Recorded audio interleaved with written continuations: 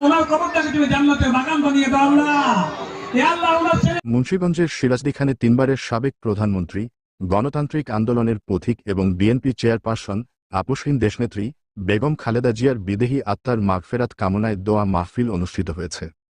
সোমবার ১৯ জানুয়ারি দুপুরে সিরাজদিখান উপজেলার ইছাপুরা ইউনিয়নের কুসুমপুর গ্রামবাসীর আয়োজনে কুসুমপুর জাগরণী সংসদ খেলার মাঠে এ দোয়া মাহফিল অনুষ্ঠিত হয়।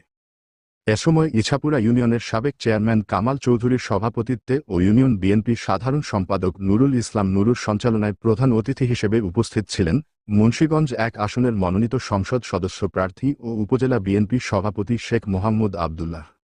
বিশেষ অতিথি হিসেবে উপস্থিত ছিলেন উপজেলা বিএনপির সাবেক সভাপতি বীর মুক্তিযোদ্ধা আব্দুল কুদ্দুস ধীরন, সাধারণ সম্পাদক এম হায়দার আলী, সাবেক সদস্য সচিব আলী আনসার মোল্লা।